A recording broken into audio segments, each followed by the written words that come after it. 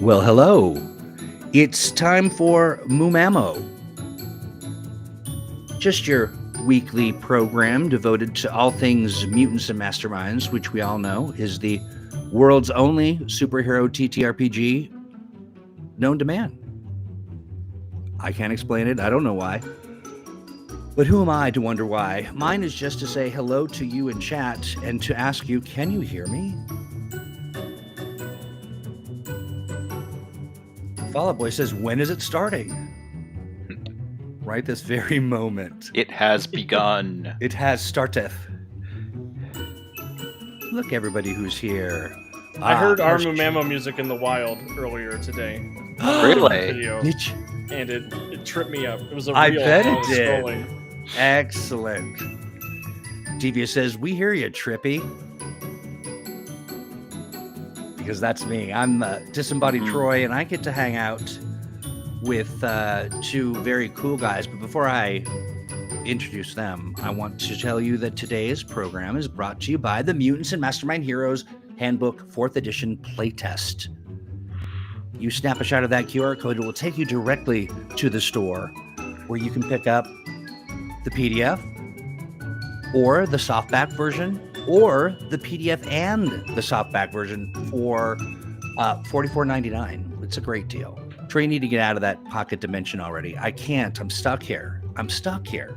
Ooh, I want a cheeseburger too. Hey guys, Hello. Hello. how the heck are you? Doing well, thanks. How about yourselves? I'm doing all right. How about you, Alex? Chugging along existentially. Yes. Weird. Paul says, for some reason, I can never hear Troy come in. I have to reload the page and it works fine. I don't know what to say about that. King Snarf says, doing it on purpose. King Snarf says, I look forward to open debate, provided everyone agrees with everything I say. Agreed. Right? But Absolutely. But for us, yeah. If you're enjoying your job at the FCC. Yes, exactly. Fall Out Boy says, I got the new book on PDF. I'm happy. Well, we're happy that you're happy. Awesome. Yeah. Yeah. Very happy. Yeah, Michael in chat, good to see you, friend, says that Twitch does that to him all the time for Paul. Gene says, how about making some villains? Well, I mean, certainly going to make a character at least. Yeah, absolutely. Yeah, let's do that. Let's talk a little bit about what this is all about. So people, I was going to mention whose idea this was when I realized that it was Nate. It was non-sequitur Nate. It is indeed. Wow. Good job, Nate. You were very sequitur. Yes, sequitized. Let's see. Ninjas are ready to spread the non sequitur delight, says Nate. Steve, is sequitized a word? Because anytime you say a word, I assume it is a real word. So do I. It is not to my knowledge. Well, it is now. Is that what I do to people? Because I'm usually the person that people are like, that's definitely a word. Alex, that's real. Yeah, Alex said it. It must totally be a word. Let's be real. Yeah, exactly. Well, let's not delay and let's talk about how we're going to roll today out. So, I mean, are we actually going to make something? Yeah, that's the plan. We're going to make a character, walk people through it. With the actual real stuff from the actual real book? Actual real stuff from the actual real book and everything. All right, fantastic. So for people who are playing along at home, no, I was going to share. Nah, I'm not going to. I was going to share something, but I'll wait just a minute. People don't want free stuff right now. Yeah, that's fair. We want to get right into the, good stuff, and then we'll get into the free stuff. Yeah, that's right. That's right. That is to say, if you stick around, there's something free potentially for you from me. Let's take a look here. Ta-da! All right, so here we are on page 43 of the Origin Edition, which starts the hero design section. This is right after the hero archetypes, because we're going to do our design from scratch. But if you can't do your design from scratch, store-bought archetypes are just fine. Nice. But, that's one of the beautiful things about Mutants Masterminds. As we all know, people love to create heroes from scratch. Yes. And they do it to a degree that is, it's remarkable, is what it is. Mm-hmm. Quite. It's true. All right. So first off, we have our simple 7 steps for building a hero, and we have to start off with our hero concept. Okay. So Alex, what sort of hero do you think we should create? Oh, that's always a hard question. That's always my favorite question. Right? This is the time I spend the most time in character creation, is the conceptual stage.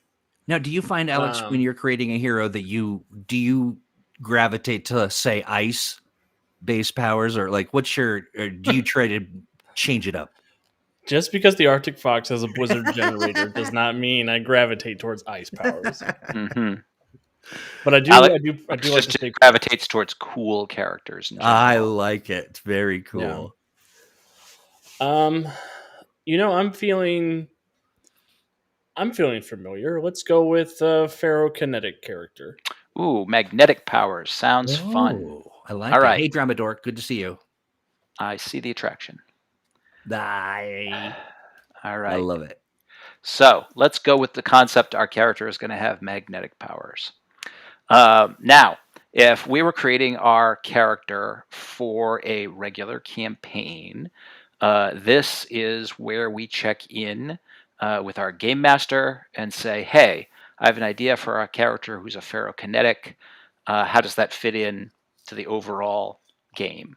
And the game master can provide the feedback in terms of that character concept sounds great. Here are some suggestions on how you might tie the character into the overall series that I have planned, or here are some things you might want to keep in mind.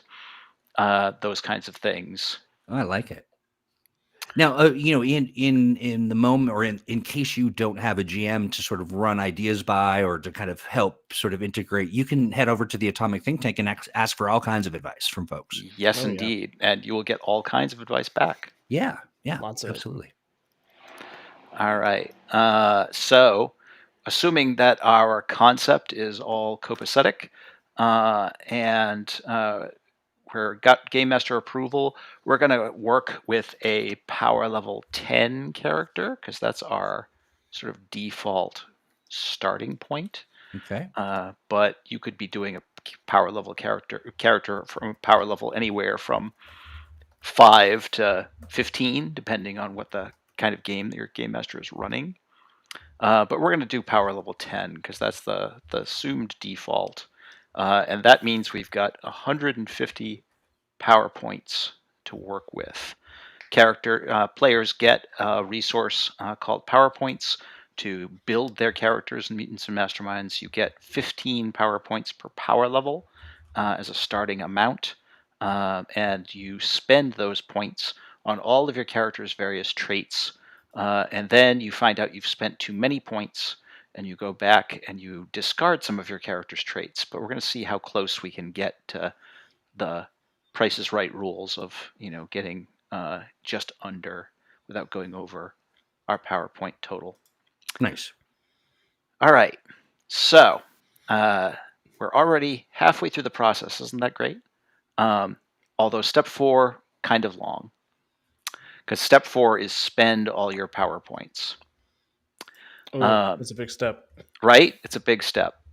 So let's do just that. So Alex, we're going to spend points on our characters, our ferrokinetics abilities. So let's take a look at those. The 6 main abilities in Mutants and Masterminds in the Origin Edition are Strength, Agility, Stamina, Intellect, Awareness, and Presence. So right from the get-go, we're probably imagining that our ferrokinetic is not going to be extraordinarily high in a lot of these abilities because their primary focus is their powers. But let's take a look. What are we thinking? Without their powers, they're probably not capable of very much. They're probably kind of a normal person, relatively speaking. Well, I have a quick question. So, with the ferrokinetic character, does that mean that they are primarily located in Egypt, around the pyramids, or is that kind of a? Yeah, I mean, it seems absolutely. Yeah, it seems like there's a limited amount of the pharaohs to kind of fling around, but you'd be surprised. The British ate too many of them. That's our problem. Which Right. is If this was an really true. 1880s character, we'd be right there. Yeah, they'd be terrific. Ay. Had to do it. So, Alex, what are you thinking on our character's strength? I got distracted because I'm thinking how much salt do I have to put on somebody until they become mummified Right. to count for my power. Lots of natron. Strength, I imagine not being strong at all. Probably human average, something like 0 or 1. Okay, so let's say 0 for the moment. The M&M ability scale starts at 0, which is basically something that doesn't apply a modifier to your die roll. So that's average. Below average would get into negative numbers. Above average gets into positive numbers. Generally, once you start getting over 5 or 6, you start getting into the sort of superhuman range of things. Once you get above 7 or 8, you're definitely in the superhuman range of things. All right. So our magnetic character might have a bit of agility. That's pretty common for characters who are energy controllers and the like. Let's say, how about agility 2? Yeah, I'm good with agility 2. And likewise, they might have a measure of stamina, but probably not hugely important. They're going to rely a lot on some kind of defense from their powers. Maybe, say, stamina 1? Yeah, I think so. Okay. Now, mental abilities are definitely going to be a little more in play for this character. Do we think this character is especially smart? Well, Raymond Stegman brings up an interesting idea that Yeah? Ferrokinetic is a tech guy who took an old junkyard giant magnet and built power armor with it incorporated. Oh, okay. So we're talking So about kind of technological ferrokinetic. Yeah, like a scrappy scrapyard junkyard guy. Mm-hmm. Okay. What do you want to run with that idea? Yeah, I kind of like that. I kind of like the idea of a street level genius who doesn't have the resources to do everything he wants to do. Mm-hmm. Right. Okay. So then we're probably talking some measure of intellect here, because they're going to have some technology skill. They're going to be pretty good at inventing that sort of thing. Yeah, and it gives them something to do outside of, okay, if what shows up isn't magnetic, what do I do? Right. So intellect like 4 or 5 is pretty smart. Unless we want this character to be like a super genius and really just go all out and give them a really big intellect. I like the idea of giving them a space to grow into. Mm-hmm. I agree with that. So what do we want to say? Say 4? Yeah, I think 4. All right. Intellect 4. So awareness. Now awareness is just what it says on the tin. It's your character's ability to pick up on things, to notice, be quick on the uptake, as opposed to your intellect, which is your ability to retain information, logically figure things out. If this character is sort of the absent-minded professor type, their awareness is probably not too high. If they have perception to match their intellect, it might be up there with their intellect. This is a moment where generally I marry role playing together with stats. That's what I was thinking too. Yep, yeah, absolutely. I myself am sort of the absent-minded professor type who doesn't make all the best decisions. So, do you think we should go with a relatively modest intellect awareness for this guy? Yeah, I think 1 or 2, somewhere in there, probably. All right, let's say 1. And presence is the character's force of personality. Are they dynamic and engaging and a potential effective leader, or are they more withdrawn or off-putting, or the like? And it sounds like this character might be probably not huge in the presence department. They could be a bit of the withdrawn lab rat type, who likes to tinker with their machines, but they could just as easily also be really engaging. I think there's like an unassuming earnestness, like Yeah. They don't have the confidence yet to have a high presence, but there is something that's attractive about them. Okay. So we want I like presence. it. We want presence maybe 1, maybe even 2. Yeah, I think maybe one to All start. right. Presence 1. We're going to be very modest. Okay. So we take a quick look at that, and we have done 7, 8, 9 total ranks in abilities. And if we take a look at the next page in this setup in the book, we'll see down here basic trait costs in the lower corner. Abilities cost 2 points per rank. So we've got 9 ranks. We've spent 18 of our power points so far. So now you're saying to yourself, wow, you've got 150 and you've only spent 18. You've got a lot of power points. And That's not what I'm saying. just watch. I would never. All right. So the next thing is we're going to look at the character's combat abilities. And there are 2 combat abilities in Origin Edition, attack and defense. And just like the other 6, the 3 physical and the 3 mental abilities, the combat abilities cost 2 points per rank. And they are going to define how effective our character is in combat. A key thing to remember about the combat abilities is that they are limited by this power level table, as are the other abilities, but we never got anywhere near those limits. And combat abilities in particular are generally limited to the power level of the game unless you are going to do some trading off. So we're going to be limited to 10 in any of our combat abilities to start with, because we're talking about a power level 10 character. And if we want this character to be fairly effective in combat, which we probably do because superheroes do a lot of fighting, we want to be fairly close to those power level limits, if not right at them, so that we have the most effective character for all our point spending. So it sounds to me like this character is going to be fairly close to power level for attack and defense. In my experience, energy controllers tend to split the difference fairly evenly, or if they trade off a little bit of attack for effect and a little bit of defense for toughness. Yeah, I think I tend to agree with that. I think, and if I was building this myself, I think some of their attack and defense comes from their experience growing up in sort of a scrappier lifestyle. Yep. So some of it is innate, and I think I would build some of it into the powers themselves. Okay.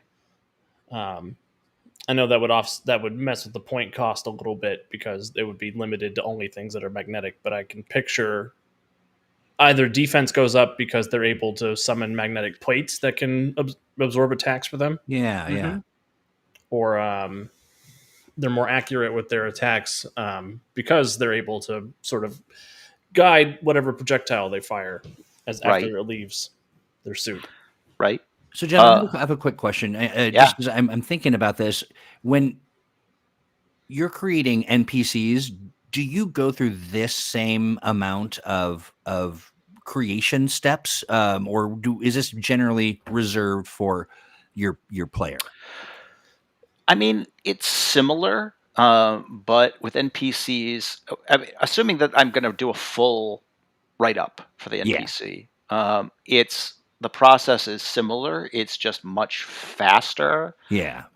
Because one, I'm just not having a conversation about it. I'm just going through my idea of the character, and 2, I'm just writing things down in terms of, okay, I think it should be this, and this. And for NPCs, I don't bother keeping track of how many points it is because it doesn't matter. It doesn't matter, right? Yeah, that makes sense. Yeah.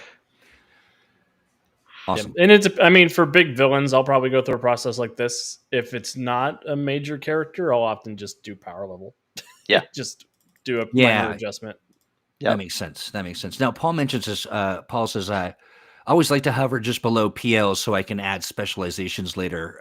Is that an important Mhm. consideration to kind of make sure you're looking at the whole process as That you're starting? is definitely something to think about. I was going to suggest that we set our attack and defense at the ranks we want them at for the totals, Ah, and then when we get to powers and possibly advantages, we look at places where we might be able to knock things down a bit by saying, "Oh, perfect. maybe some of this should be in their powers," Got it. Got it. that kind of thing. That sound reasonable, Alex? I think definitely. And if you're S- new to the character creation process, you don't have to go through all this. You can just do the number setting without yeah. having to think about where you want to fish extra points out or specialize the concept a little more. Yep. So what do we think? Say attack and defense 9? Or do we Yeah, want to go with 8? I think 8. Okay, 8. So we're definitely going to give them some room for power stuff. Okay, so that's 16 ranks in attack and defense, 32 power points. That brings our total to 50. There goes 1/3 of our 150 power points. All right. Now we get to resistances, and there are 4 resistances in Origin Edition. There is dodge, fortitude, toughness, and will. And each of these resistances is a trait that you roll to determine if your character can avoid or reduce some effect or hazard or the like that may affect them. And generally speaking, you want a good measure of balanced resistances because your character is going to encounter all kinds of different hazards. Dodge allows you to evade things that are primarily a matter of quick reflexes, avoiding traps, jumping out of the way of area effects, those kinds of things. Fortitude is all of the things that affect your character's biology, their ability to resist fatigue, pain, disease, toxins, a lot of afflictions and the like. Toughness is your primary resistance for damage, although some damage effects will key off of other resistances. And will is your primary resistance for overcoming things that affect your character's mind and spirit, including interaction skills and impress actions, although will also have some additional options so far as that goes. Likewise, just like a lot of the other traits in M&M, your resistances are power level limited, but the resistances are also paired up, and you can trade one for the other. So, for example, you can bump up your fortitude by lowering the level limit on your will. Likewise, you could raise the limit on your toughness by lowering the limit on your dodge. So, what do you think? Oh, and of course, your various abilities also affect your resistances, which we're going to take a look at.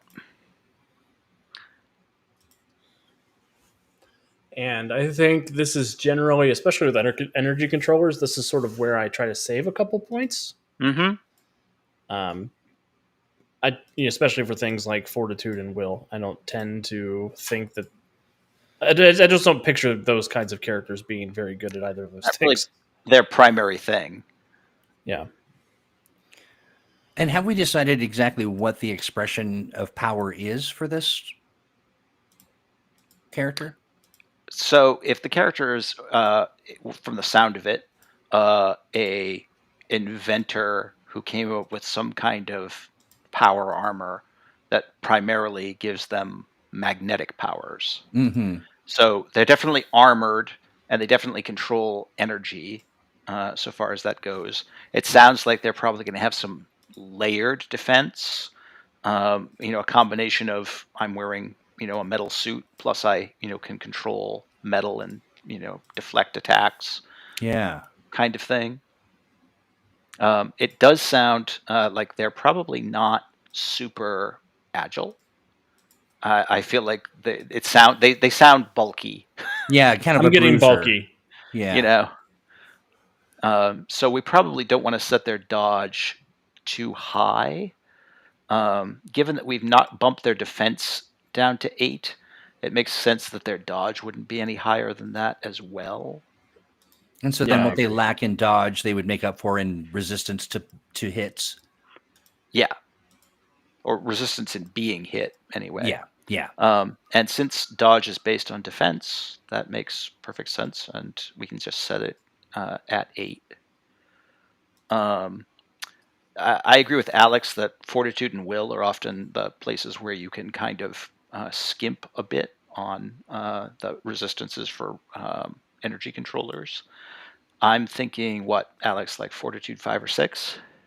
Yeah, I think 6. I really like even numbers for stats, and that's just a personal quibble. Fair. Hey, Chef Tig, good to see you. So our character's stamina gives them a point of toughness, and we can decide if they've got any additional toughness when we get to looking at their powers and the like. And their awareness likewise gives them a rank of will. But what are we thinking? I tend to think we're probably also looking at will, like 5 or 6. That could be as low as 3 or 4, but that's fairly low. I think 6. I think I don't want to be a power level 10 character with a 4 in resistance. That's going to be a disability as far as that goes, or certainly a drawback. Hey, so every wizard we find is going to melt my brain. Speaking of will you pause for just one moment while we give that a code? So here's the deal, friends. I'm not dropping a link, and nobody in chat's going to do it either, or you're going to be in big trouble. You need to head over to the greenruningonlinestore.com and your greenruninstore.com, rather. It's online, and you will put in this code. Here it comes. It's coming. You'll put in this code, and the first 3 people to do so will get a free PDF copy of our playtest edition Heroes Handbook. And you want to do that now. Once they're gone, they're gone. The code, I love Moomammo, is easy. You'll see where you need to take care of that. You put it in the code. Do you want to take it all the way to checkout? You'll see the space to add the code, and a copy is yours. Maybe if you're quick enough. Now, I want to encourage people. Let's say you get a free copy, and you've already got a copy. Don't do that. Let some folks who might not have a copy get there first, and that would be mighty kind of you if you allow some folks who have been waiting to get their hands on a copy, and maybe they're waiting for payday or what have you. Mm-hmm. This is their chance. And so I should stop trying to get it. Alex, I've given you 5 for your birthday. But yeah, friends, so get in there, type in that code, get yourself a free copy, do it quick, or, miss out. And there we go. Thank you, gentlemen. Absolutely. All right. So we've got basically 10 ranks in resistances so far. Because of our defense, dodge doesn't cost us anything. We've spent 5 ranks on fortitude, 5 on will, and we haven't spent any on toughness yet. So basically we've got 10 ranks. That's 60 power points total for this guy. Jeremiah, I agree with you 100% that you want. That's what I love about Mutants and Masterminds. That whole leaves some room for your character to not be the best, and that delta makes the texture and the interest makes your character more fun to play. And the PowerPoints are allocated in such a fashion that your character can be good at a lot of things and very competent, but it's hard to be the best in everything. And that's intentional because we want different characters to be good at different things so that you have some teamwork Yeah. and you round things out with the characters who are good at the things that your character is not good at. Mm-hmm. All right. So our next step is to assign this character some skills. And I don't know about you, Alex. I honestly still just pull up the skill list and just go down the list. And I'm like, okay, yes, no, yes, no, yes. Yeah, that's pretty much me. I'm just vibes. Right? I always try to pick some kind of expertise that might not always come up Yep. as a fun way to have something to be like, GM, can I do this? Right? Hey, nice. We actually Chef had that Pig. in our episode of the podcast on Thursday. Expertise banking was the most important skill for the deep sea dive that the character did solo. Yeah, absolutely. Congrats to Chef Tig. Picked up Awesome. a copy of the playtest edition. Awesome. Download it and you can follow along with us. Yeah, absolutely. And if you're doing that, we are on page 46. 43. We started out on 43. I would suggest folks might want to take a look at page 66 for the skill table. That's where we have a good list of skills. Nice. Did you say 63? 68 in the PDF, 66 on the page. Gotcha. I'll jump over to 68 for us. There we go. Okay, so given our guys' relative bulk, I'm thinking no acrobatics. No. And probably not, I mean, maybe athletics, but I think a little bit of athletics. Maybe a little athletics, like a couple of ranks or even 4. Yeah. Enough to drag some heavy stuff around the scrapyard. Yeah. Let's say he has 2 athletics to start with. All right. Now, the combat skills are where we get into the option of maybe trimming back some of his attack if we want to. This character could definitely be more close ranged combat than close combat, as energy controllers often are. Although I like your notion, Alex, that he's a bit of a scrapper and doesn't mind mixing it up in close combat. Yeah, I'm kind of seeing the suit having like big, like Rock'em Sock'em arms that are punching. Yeah, almost like the Thing, but with magnetic powers. Okay, so we're probably thinking his overall attack is pretty good at the moment. And we're pretty close to the limit with attack in terms of where we want it, so we don't want to layer any more combat skill on top of that.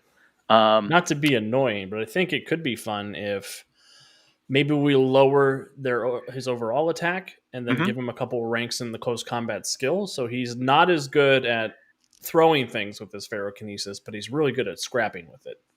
Yeah, sure. That would be a fun interpretation that we could go with. Oh, like maybe it's a proximity needs to be closer to him, so the close combat is better than trying to throw a hunk of metal across the battlefield. Farsighted. Yep. Yeah, I like that. Okay. So how many ranks do we want to knock off of attack? Say 2? Or do we want to do more than that? Maybe 2.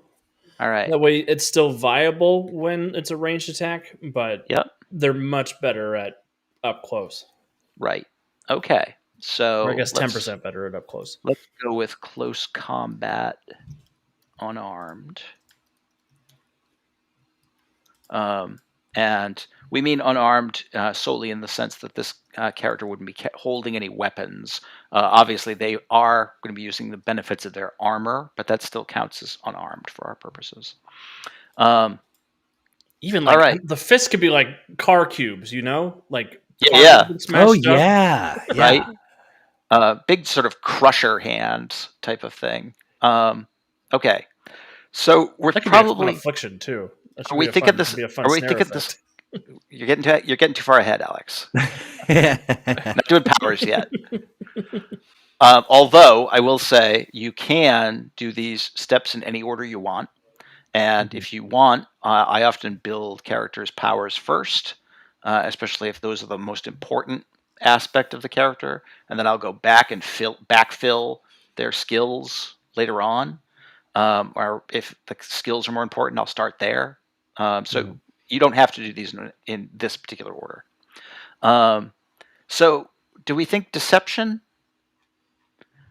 I don't Good think for this person's very deceptive. I don't think okay. so. Yeah, Okay. he seems They pretty seem kind of surface straightforward. level to me. All right. Likewise, I think we can probably skip disguise, but we want Mhm. some expertise. What are we Yeah. thinking? Is Streetwise still an expertise in Yeah. fourth? Yeah, I think I see this person as like a Southsider from Freedom City, somebody who Yeah. grew up Yeah. on the streets working a scrap job, got bit by a radioactive MRI machine. I Right. like it. I like it. Right. Okay. Now, did you So say? Did you say no disguise? yeah, we're not seeing Yeah. disguise as really one of this guy's things. You know, if he's wearing a suit, is it just sort of not? Okay. Yeah, that's like the suit could definitely disguise his like secret identity. Yeah, yeah, yeah. But that doesn't Well, involve but that's not ranks a. in the disguise skill. I see. I see. You So know. you can't really tell who he is, but that's not the skill. Right. Yeah, Exactly. got Exactly. it. So let's since expertise is half cost, we can give him 4 to 6 ranks in Streetwise. Pretty Mhm. easy. Um, what do you think? Yeah, I 4 think or that's good. I think 4, maybe a couple extra points in another expertise like current events or okay? Paul mentioned something about cover. Oh, yeah, that's cover welding and other metalworking. yeah, metal fabrication.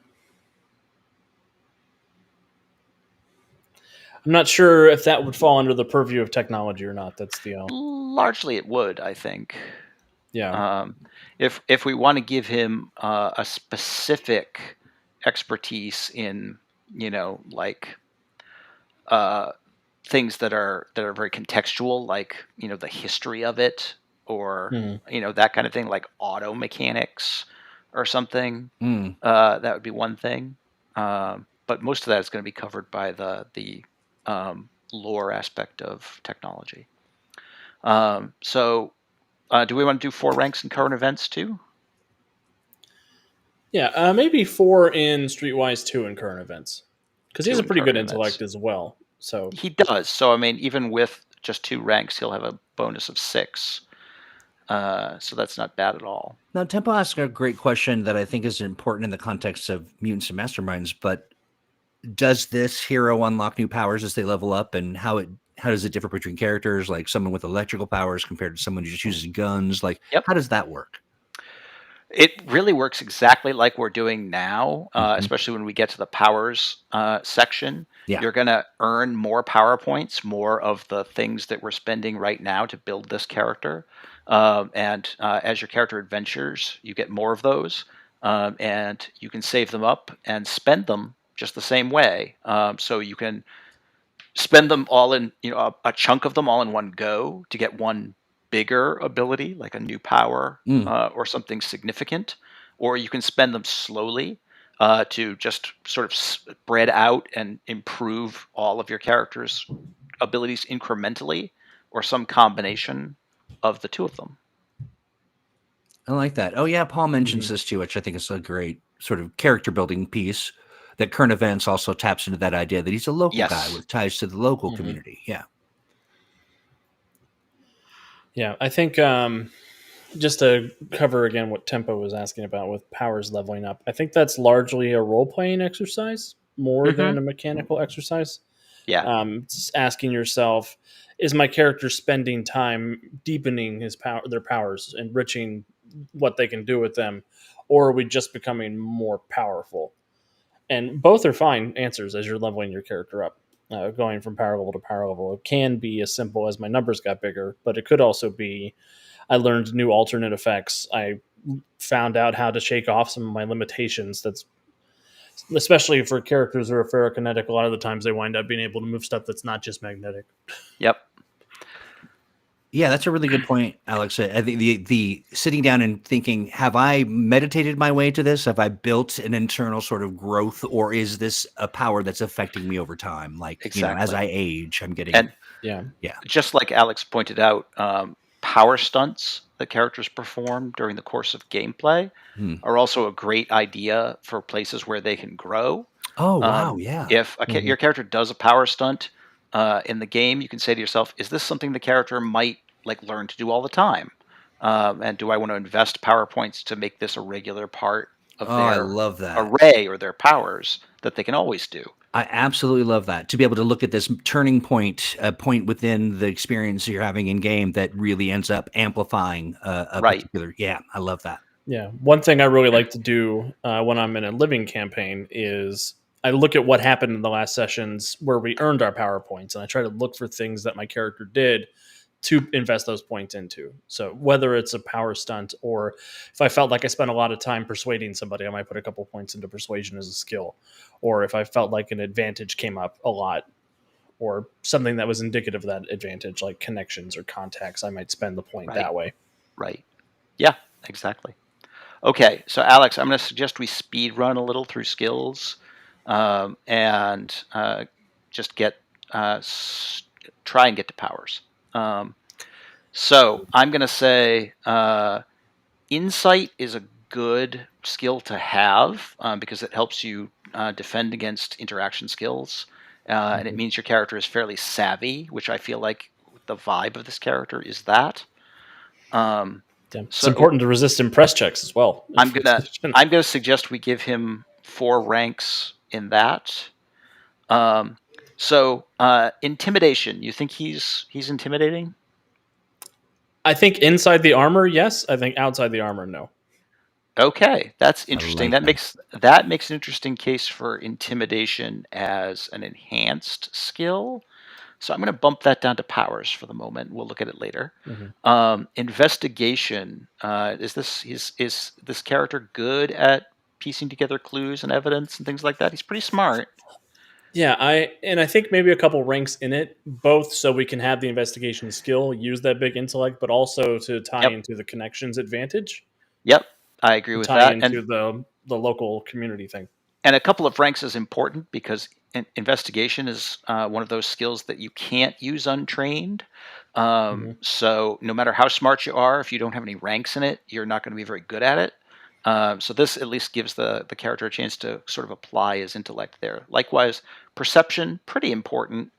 I tend to think we want to go with 2 to 4 ranks in that. Now, what page are we on right now? We're still on page 66, working our way down the skill list. Excellent. You want to say 4 ranks in perception? Yeah, I think so. Especially if the character is going to have a sense power that can sense magnetism. Right. They want to be fairly effective with that. So we've decided ranged combat is not necessarily this character's shtick. So since we've already picked up close combat, there's no much point in bothering with that. So I'd say the last 2 that we really want to consider are technology and vehicles.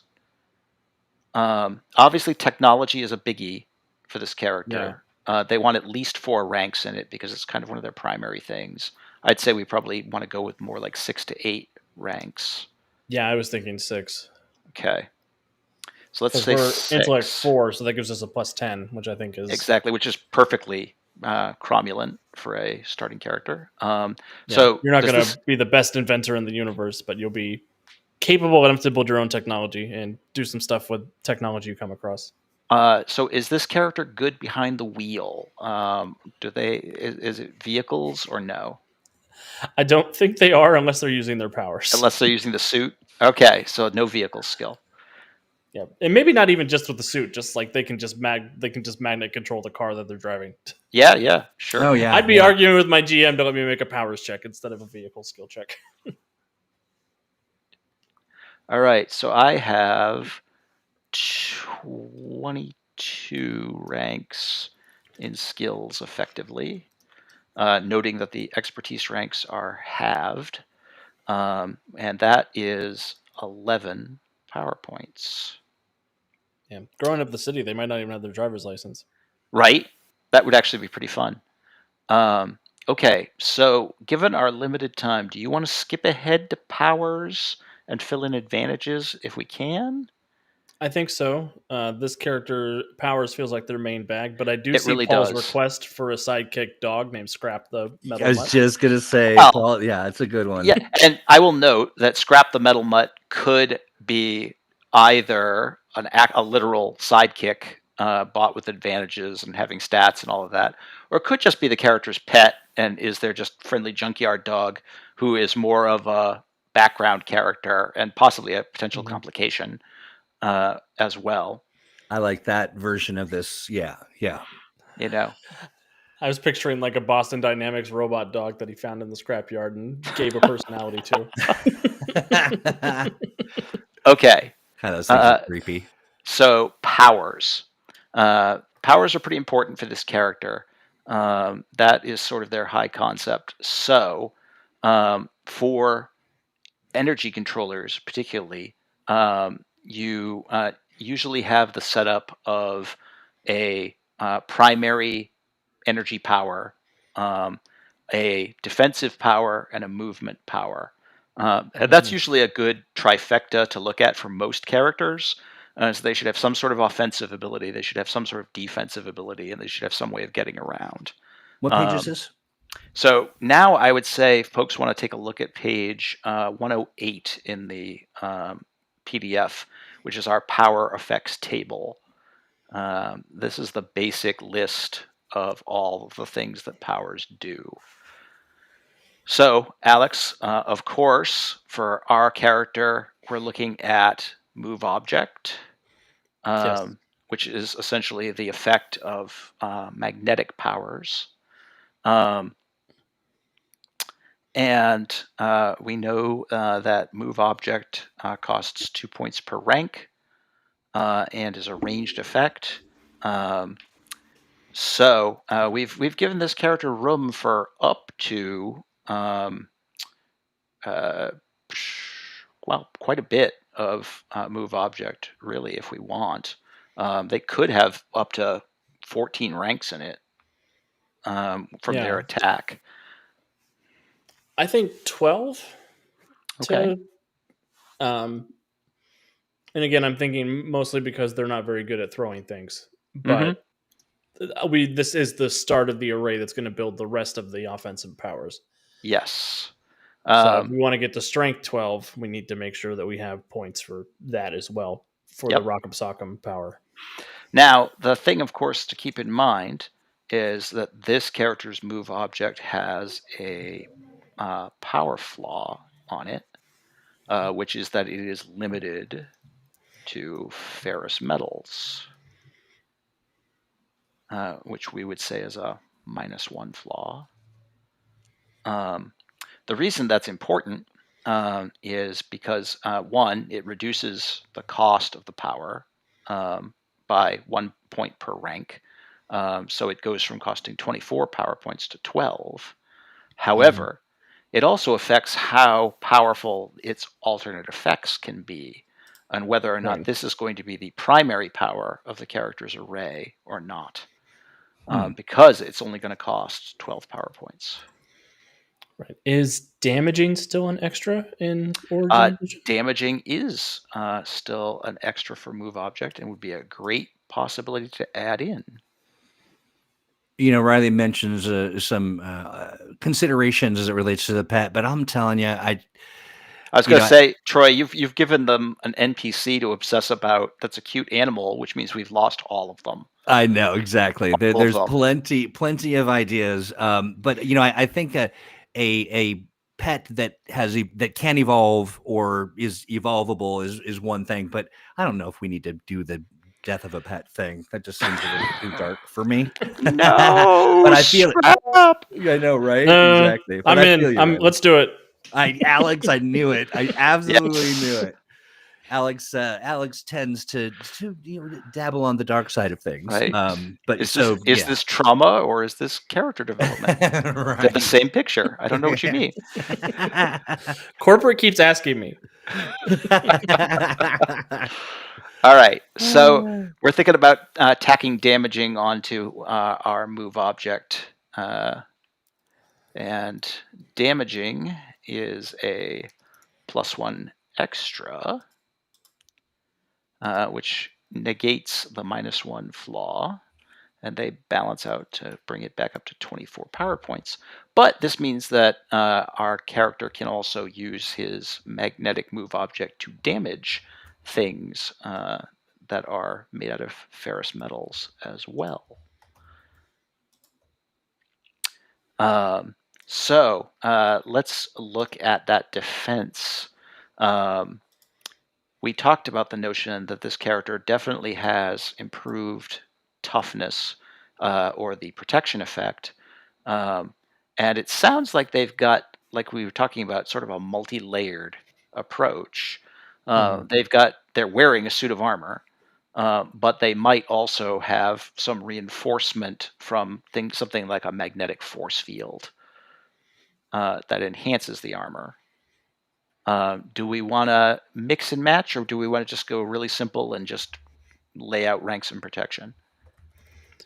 I think, for me personally, I want to make it sort of multi-layered and complicated because I'm annoying. But and verisimilitude or whatever. If he's wearing a big heavy suit of armor, even if his powers aren't working, that armor will still offer protection. Will protect him. Yep. Yeah. It won't protect it as much because the force field is probably pulling additional metal in. And the force field is something we could power stunt to do what Angel's talking about, to create deflection fields for deflector fields. Yep. Attacks. Right. Okay. So how much? What do we think the balance of that is? From their defense, we have room for up to 11 ranks in protection. So I knew this answer in 3rd edition, but what is the toughness ranks of steel? I want to say, and I'd have to look at damaging objects myself off the top of my head, but I want to say we're looking at something along the lines of around 8 to 10. Because I know that's where I started with the last ferrokinetic I made. Was I figured out what the ranks of steel was, and then the force field was additional on top of that. All right, so I have to ask, guys, we're getting close to the top of the hour. Now, do we want to, there's been a suggestion that we kind of finish the rest of this off screen and then share it in the Atomic Think Tank when it's as a complete piece of art, or how would you like to do that? I don't think chat's allowed to assign us homework. I know, right? Come on, chat. But yeah, I think we could do that. Yeah. Okay. Sounds good. Now, given where we're at, is there important elements that come next that we can kind of say, next steps are these, and this is what we're going to do? Is it pretty simple? Basically, the next steps we would want to look at is figuring out the armor's protection and how that factors into the character's toughness. Figuring out if the character has some sort of movement ability, whether it is some like strength enhanced leaping, or they have some sort of magnetic powered flight, or those sorts of things. There have been magnetic characters who essentially fly by using their magnetic attraction to pull them towards masses of metal, which you're in a city is all around you. Yeah. I was picturing not flight because they don't have the finesse. I was picturing leaping because they just launch themselves with the ferrokinesis. Yeah, that makes sense. Hope for the armor to catch. To sort of land in between, which makes a lot of good sense. And then we would look to fill out whether or not their ferrokinesis would build out into an array, which is very common for energy controllers, where they have some alternate effects of their move object. And we would look then if there were just any little sort of extra places to fill in things like sensory abilities. Do they have some sort of, ferrokinetic radar? Or things like, does the armor have its own air supply or life support system? Those kinds of things. And that's at that point where you're totaling up your points and seeing how much you have left to play with. I forgot we need to add the removable flaw to all of their powers. Yes, and then we would have to do that. Correct. Got it. Okay, nice. Well, in the words of the immortal Air Supply, we're all out of time. Mm-hmm. I'm so lost without you, et cetera, et cetera. But how about we do this? Steve, what's going on in the Steve Kenson cinematic universe? Well, as folks have noted, I am over on the Atomic Think Tank, reading everybody's feedback and playtest reports on the Origin Edition. And we've got plenty of development that can be seen in the 4th edition section of the think tank. We have documents that are basically keeping you up to date on what is being developed, what has changed, where things are progressing, and what areas especially we're looking for further feedback on. Fantastic. I love it. Hey, Alex, what's going on in your world? Oh, lots of stuff. Lots of good In stuff. about 30 minutes, I'll be doing office hours, and we're going to try out the demo for the new game Dispatch. It's Ooh, a fun. superhero 911 operator game. I'm pretty excited fun. to check it out. Hey, oh yeah, I'll have to tune in and check it out. Yeah. Wednesday, we'll be back with the Guardians of Haven. We had our season premiere last Wednesday, and it was a heck of a lot of fun. Right now, over on my Patreon, I'm giving free new sneak peeks. And if you're a member of our Patreon, you get to roleplay as one of the sponsors for Lady Lunar's death game, Farside Fury. So, All right. Well, so how do we get to your Patreon, friend? Excellent. It's patreon.com/Untold Stories Project. And I guess technically it's Toon's death game. Lady Lunar's a participant, an unwilling participant. Nice. Paul saying, have we got a link to the update doc? It is available embedded. right in the think tank. Yeah. Yeah, it is in the think tank. You'll find it in the playtest section. And if you aren't seeing it, let me know. But that's where you should find it. At least that's where I last had it. Maybe I left it somewhere else, but wouldn't be surprised. I'd say in your other pants, but you're just a mist, Troy. That's right. Exactly. I can't wear any pants. That's great. I love that, Alex. And I'm stoked that that you've got a Patreon going, and I hope everyone goes over there and supports it. You know, you can follow Patreons for free. Yes. And you can keep tabs on what Alex is up to, and then maybe you want to. Now, Steve, you got a Patreon too. I do actually. Patreon.com/Steve Kenson. I am doing a whole series of superhero adventure archetypes this year, and they're pretty universal, honestly, as far as that goes. And basically look at a lot of the classic superhero stories and break them down into how you can build them into adventures. Well, that's awesome. So, you know, if you think it's cool hanging out with us here, you can also hang out with these two in the tank, and you can be part of the big club, which is our Cape and Cow Club for $8 a month. And then you can head over to the Patreon and get even more Alex and more Steve at their respective Patreons. I love that. And of course, anything that supports our two favorite guys here is, I think, thumbs up from me. So yeah, check them out. And again, it's Untold Stories Project and Steve Kenson. So awesome. Patreon.com. Fun thing, one of the sponsors is Hero Point Incorporated, and they are they're giving our heroes.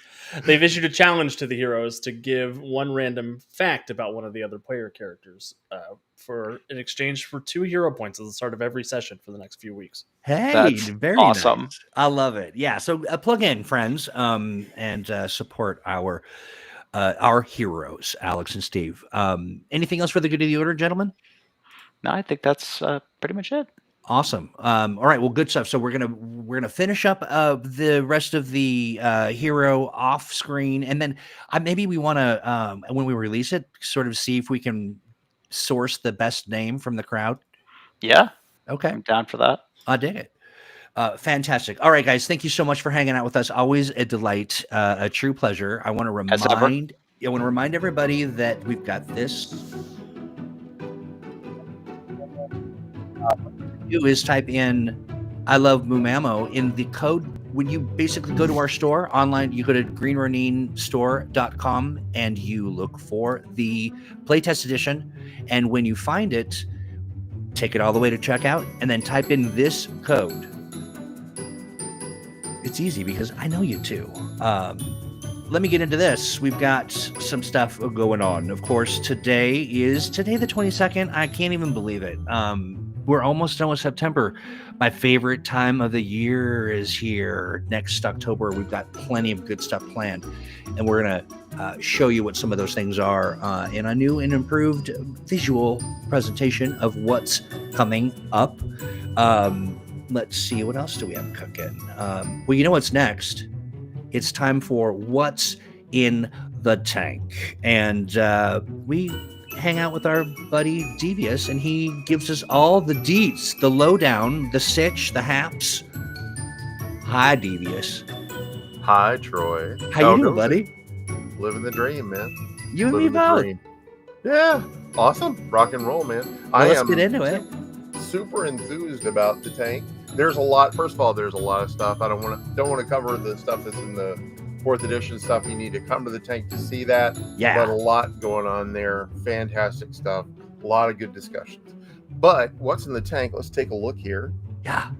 If I can get my pointer to point in the pointing. Tempo to answer your question. Yes, the third stage is still on.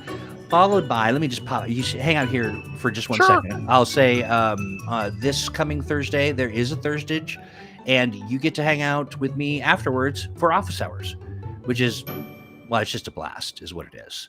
But thank you, Devious, for hanging in there. Let me get to your screen. It's right there. Hi, buddy. Sure. Hey, rock and roll. All right.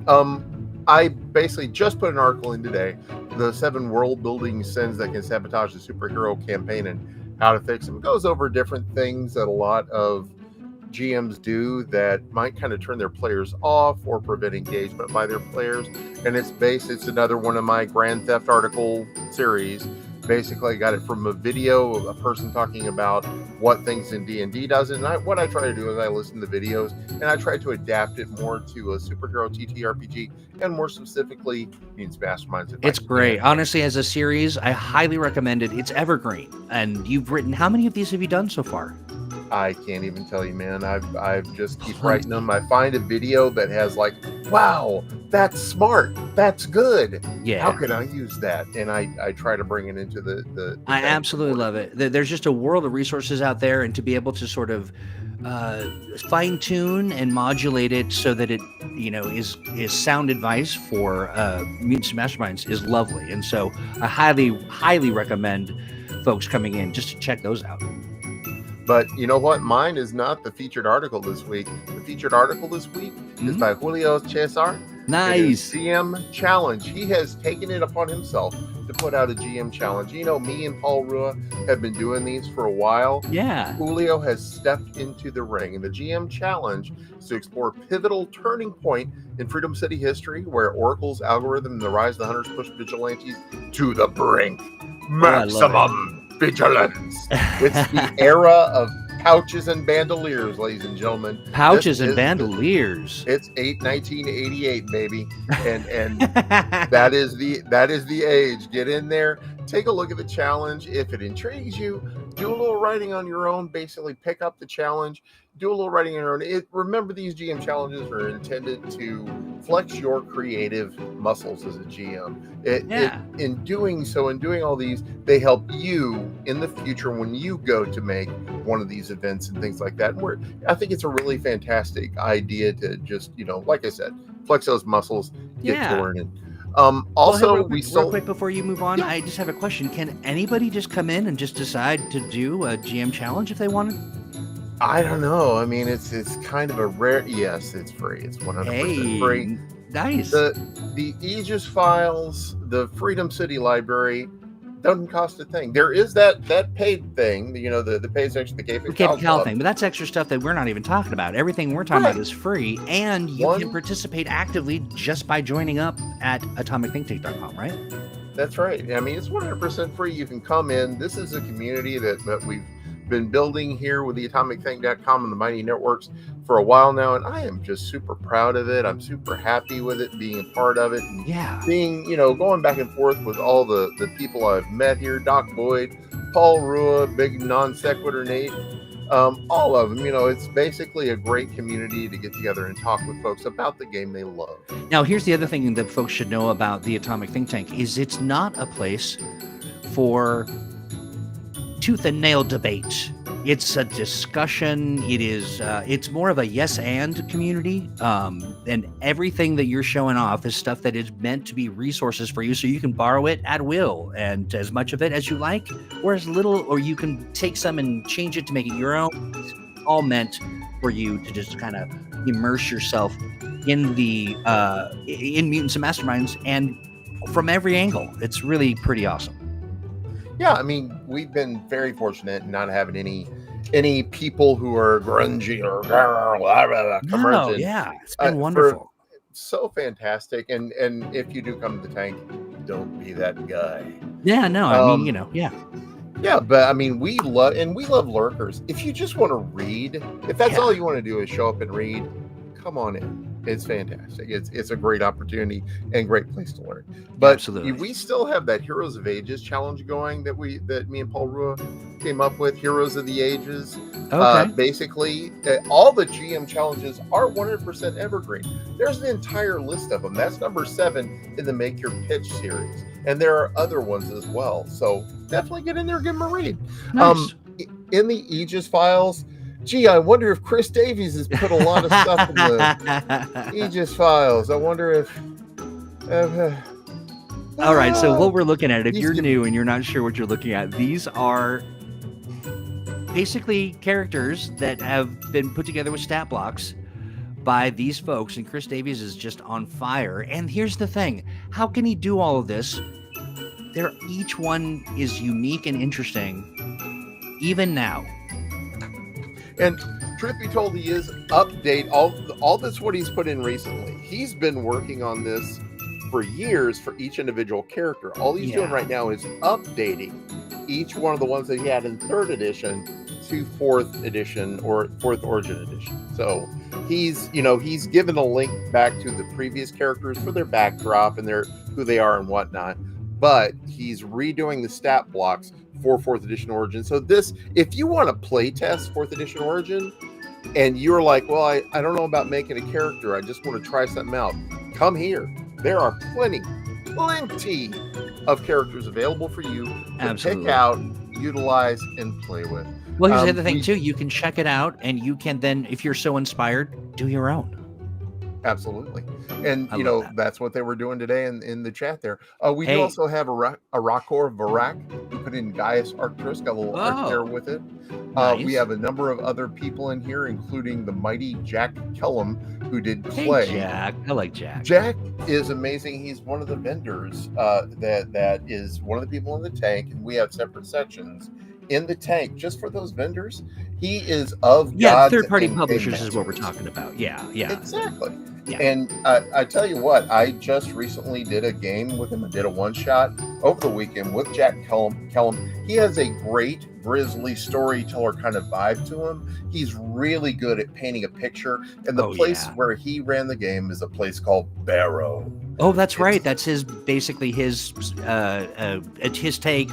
It's powered by Mutants and Masterminds, if I'm not wrong. That is correct. It's 100% powered by Mutants and Masterminds. It's a low PL setting. It's gritty. It's gothic. It is super good. And I got to tell you, Jack has such a breadth of knowledge when it comes to old world mythology and history. And he ties that in incredibly well into the game. Fantastic setup. Fantastic products. Definitely check Jack out. Great guy, too. Hey, real quick, there's a request. Kingstar said something about Yankee Doodle candy. That's right. The very, I was actually getting ready to make another comment. In addition to Chris Davies, another workhorse of the Aegis files is Matt Mabray. And Matt Mabray last put in Yankee Doodle candy. Okay. So get ready for the candy puns. Definitely check out another fantastic character by Matt Mabray. He's just all through. If you go through, you'll see, Chris Davies, Matt Mabray, Chris Davies, Matt Mabray, but it's a great resource. Get in there, take a look. We even have vehicles, HQs in there as well. That's villains, right. Heroes, everything. Yeah. Let's dig into upcoming events. Is that cool? We move on? Let's do it. Let's do it. Well, we've got this one, of course, the Character Creation Workshop. But tonight, looking forward to Alex's office hours. Yeah. We've got Alex doing the Dispatch demo. It's a great little video game where you play basically a 911 dispatcher, but for superheroes. It's got a lot of backdrop to it, and I believe it's by the same folks who did the Fable series. It's got a great comic book vibe to the images in it. So definitely, and listen, pals, the come over more and check it time out. you get to spend with Alex, the better for you. I adore the man. He is an absolute delight and a little impish monster. Head on over and spend some time. You will be delighted and no doubt surprised and all that good stuff. Alex, it's just a really nice, cozy, laid back atmosphere to pop questions in and talk with him about things. He's very knowledgeable and he's fun to hang around with and chat with. Yeah.